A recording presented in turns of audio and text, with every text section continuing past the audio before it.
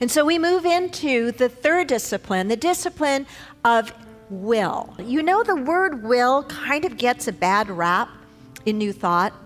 And I was thinking about that. Why do we have issues with the word will? Kind of like we have issues with the word control and what it represents. There is a place to be in control. I prefer the word mastery myself, but there is a place for that, just as there is a place for surrender. So why do we have issues with will? I think that sometimes we have issues with the word will because we think of stubbornness, that a person who is willful or has willpower is stubborn. So I was thinking, well, what's kind of the difference between stubborn and willpower?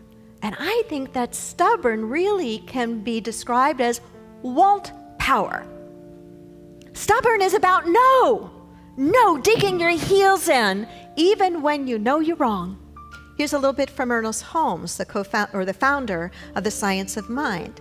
He writes, will is the conscious directive power of the intellect, and as such has a very important place in the creative order.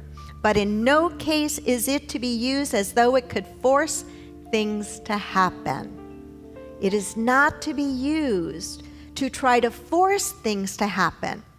And then he goes on to explain that the forcing of things to happen doesn't work, because as soon as we let go of the energy of force, what happens to what we were trying to force? It goes right back how?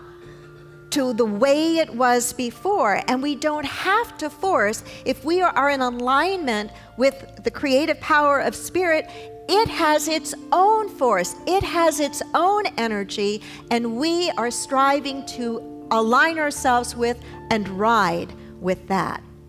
So the discipline of will, Ryan suggests that will, there are many synonyms for will. He says will feels a bit like resilience. It feels like flexibility. There's an aspect of humility to it. It feels like inner strength. One statement he makes in the book that I particularly resonated with was this: will is our inner might.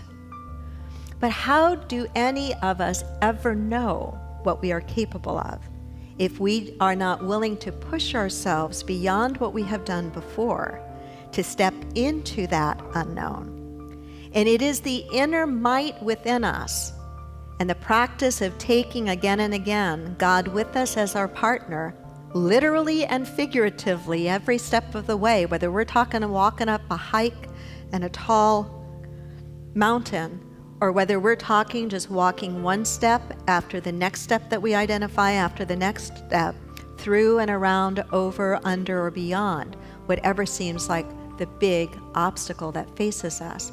It's not by force. It's not by digging our heels in. It's not the no. It is the yes that comes from a yielding to the power not only that we haven't tapped in ourselves, but the power of God within us.